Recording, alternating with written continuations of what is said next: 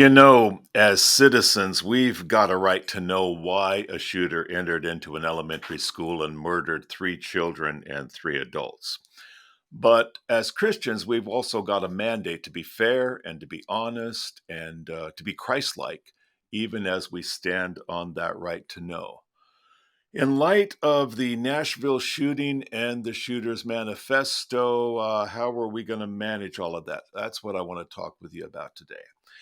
You know the story. March 27th, the shooter entered into the Covenant Christian School in the Nashville area, where she opened fire. By the time the whole incident was done, three 9-year-old children were dead, three adults were dead, and the police had shot and killed the shooter, who identified or was identified as Audrey Hale.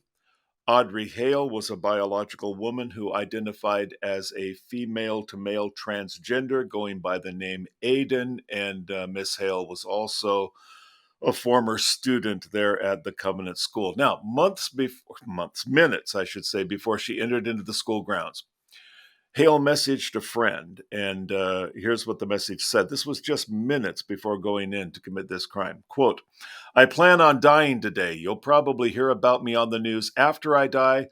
My family doesn't know what I'm about to do. One day this will make more sense. I've left more than enough evidence behind." End quote. Now, here, right before committing this crime, Hale said, "Look, I'm going to leave you my reasons for doing what I'm about to do." Well, investigators did find a lot of information when they searched Hale's house. They found a suicide note and what they originally called a manifesto. Those papers included a map of the school and then also what one investigator called journal style ramblings. Now, a Nashville council member was told by the FBI that the manifesto was a blueprint for destruction and that it could inspire other shooters. Both the Nashville Police Department and the FBI said that the contents would be released probably soon. Well, it's been more than probably soon. That was a month and a half ago. It's now May 11th as we make this recording, and the manifesto still has not been released, despite many people wondering why and even demanding that we know why did this happen if the shooter has told us. We, the public, have the right to know. In fact, the National Police Association and the National Firearms Association have both filed suit against the Metro Nashville Police Department to have this manifesto released. As of now, that case is pending. But it raises the obvious question, okay, what's going on here? Why the secrecy? Now, the rationale so far seems to have been, well, hey, if the manifesto is released, its contents could inspire violence against people, transgender people in particular. So it's for the safety of the public. Now, the suspicion of many is that no, that's not quite it. The powers that be seem to be, according to a lot of people's suspicions, withholding some critical information because of social pressure not to release any information that could reflect badly on transgender people. It's like a kind of reverse discrimination. Okay, that's a suspicion. Suspicion is not a conclusion. At least it shouldn't be one, not an accurate one. And that leads us to our first point. We got to slow down a minute and take a breath. I know that a lot of us are impatient about this, including me. But, and Proverbs 18:13 says it very well, our message should be responsible, not premature. He that answereth a matter before he heareth it, it is folly and shame unto him. I don't have the right to say I know what the manifesto said or I know why they are withholding it until we really hear the facts. That's a premature judgment otherwise, and I've been on the receiving end of premature judgment. If you're a Bible-believing Christian who believes a traditional biblical viewpoint on sexuality and marriage, you've been on the receiving end of that too. You were on the receiving end of it back in 2016 when a shooter opened fire at an Orlando gay nightclub called Post. Uh, well, that was horrible. That was horrible. Over 40 people killed in that massacre. Now, the shooter was named Omar Mateen. He never claimed that he hated gays, and yet immediately people were saying, oh, the shooting was triggered by homophobia. A homophobic person committed a homophobic hate crime, and the homophobia was brought on by, you guessed it, Christian teaching. Both the Huffington Post and Salon magazine posted editorials saying specifically, if you hold to the biblical view of sexuality and marriage, you are at least partially, if not largely, responsible for these killings. In other words, teaching that homosexuality is a sin triggered these terrible murders at the Pulse nightclub. Well, that's not really what came out in the investigation. What was found was that Mateen, before he entered into the gay nightclub, he scouted out a bunch of other locations to go in and shoot people up. Only when he found that they weren't as accessible, he finally landed on the gay nightclub. He wasn't even out to hurt gay people that night. He was out to hurt people, period. It wasn't homophobia. It was just basic insanity. Well, by the same token, a lot of people are automatically, prematurely, I should say, saying, oh, Audrey Hale was a transgender person who used to go to Covenant School and then went back and shot it up, obviously as a transgender who doesn't feel that the school approves of her. She's taking it out now and committed this terrible act of violence out of an anti-Christian bigotry. Well, we don't know that. We don't know that at all. Her actions may have had nothing whatsoever to do with Christianity. So we got to be responsible, okay? You and I don't have the right to reach a verdict without solid evidence. That leads to a second point. Our message should be fair, not biased. Should the church message when events like this happen? Yes. No, we shouldn't shy away from speaking from a biblical worldview on any human events. Let's not shy away from that at all, but we got to be fair, not biased.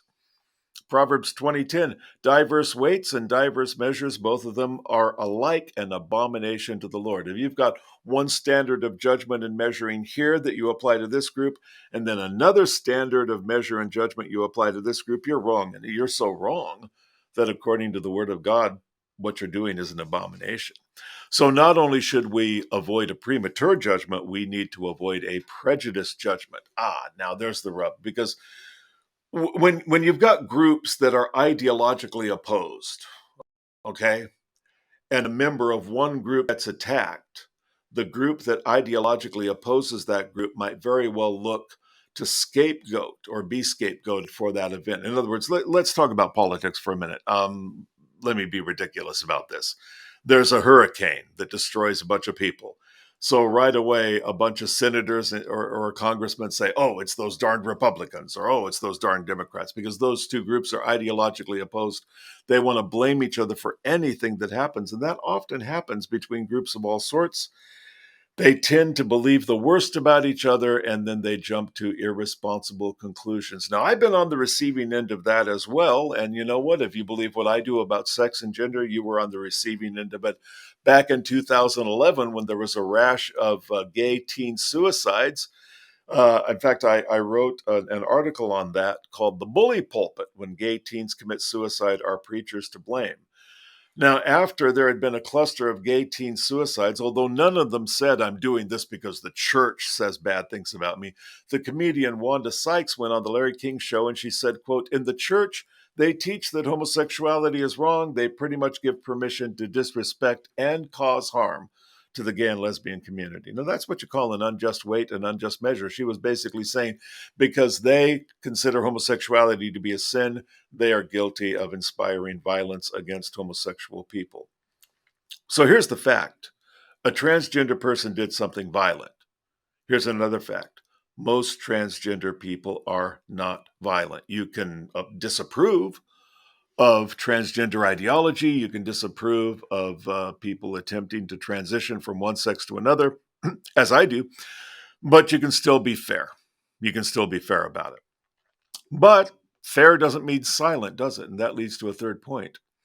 Our message should be bold, not reticent. Of course, we should speak up. If we see something that seems to be unjust, and in this one, I really smell something fishy and unjust, yes, I think we should speak up. Proverbs 31:8, speak up for those who cannot speak for themselves, for the rights of all who are destitute. Well, those dead children cannot speak up for themselves. Their parents are so decimated, they probably don't want to speak up about this. And a lot of people are intimidated in these particular times because they're afraid that if they say anything that even sounds anti-trans, oh, they could lose their careers, their reputations, their income. Still in all, you can't deny something's wrong with this picture we're seeing. There is a reason they are so dragging their feet to release this manifesto. There's such a reluctance, and the reasons they're giving don't add up. Why? Let me give you a few names. Ted Kaczynski, John David Atkinson, C. Young Heat Cho, Christopher Donner. Those names familiar? Yeah. What have they all got in common? They're all mass killers. You know what else? They all left manifestos. Detailed descriptions of why they did what they were going to do and why they felt it was justified. All of those manifestos were released. There has already been a precedent set for releasing the information of people who have committed mass atrocities, and nobody was saying, oh, we better not release that. It might inspire violence against other people. Do they really believe? Well, let me put it this way. Do I really believe that they really believe that the release of this manifesto will endanger trans people? Nope, I don't buy it. I don't buy it. I do think they believe that it would threaten trans ideology. That's a different thing. There's trans people, there's trans ideology. Trans ideology basically says at least three things. One, transitioning, the process of trying to transition from one sex to another, is done responsibly. It's done under proper medical care. It's done responsibly. It's the right thing to do. Secondly, trans ideology is fair and balanced, and trans people are victims. Well, anything that would challenge that, that would threaten that, I think a lot of people are reluctant then to let anybody see or hear anything that could threaten those three basic points. Like the first one, transitioning is done responsibly. Well, there's a lot of people who have a lot at stake when it comes to the transitioning industry, the medical professionals who do these procedures, the pharmaceutical companies who benefit from people purchasing these drugs and hormones, the legal industry, the education industry. I mean, there's a heck of a bureaucracy built up around transgender ideology. Well, what happens if something happens that makes you question whether or not transitioning is always done responsibly? Like this particular case, Audrey Hale was clearly a very emotionally disturbed woman. Now, was a woman emotionally disturbed also being given medications, drugs, therapy, and so forth in the process of transitioning? Shouldn't transitioning only be done on and for people who are emotionally, psychologically fit and ready to make such a determination without harm being done to them or to other people? Well, I think this case might poke holes in the idea that it's always done that way. As with point two of trans ideology, that it's fair and balanced, I would argue that no, I think trans ideology often has a violent tone. Are trans people violent? Nope. Does trans ideology sometimes have an element of violence in its tone? Yeah. Oh, yeah. Because trans ideology basically says we trans people are victims. If you disapprove of us, you are victimizing us, and we have the right to fight back, even violently. And, I would agree if somebody is attacking you physically or endangering you physically, you've got the right to fight back. But somewhere along the line, we've rewritten the English language to the point where disapproval means attack, physical attack, life-threatening attack. And that leads a lot, unfortunately, of people to become violent in their rhetoric and their behavior in defense of transgender ideology. Now, for example, you can check this out on YouTube. All these videos have gone viral just last week. A clerk at Starbucks, actually one of the baristas at Starbucks who is transgender, verbally attacked a customer who did not gender her properly, misgendered him, I should say, properly. The employee at Starbucks was a male who was transitioning to female, identified as female, but still looked very male. A female customer called him by the male pronoun. And the guy went ballistic, started screaming and saying, "You are transphobic, you need to leave." And then her husband was recording all this on his iPhone, and this employee went and basically attacked the husband and threw the phone out of his hand. There's a TikTok video that came out just a few weeks ago of a transgender male to female saying, if you ever try to throw me out of a restroom, it will be the last thing you ever do. Ben Shapiro was being interviewed on a panel talking about transgender politics, and a transgender guest on the show said, if you don't cut that out now, you're going to go home in an ambulance. Well, those kinds of incidents really poke holes in the idea that trans people are victims of violence when trans people, a number of them themselves, make violent threats. So we have a right to know if trans ideology motivates unstable people, not so the ideology can be censored.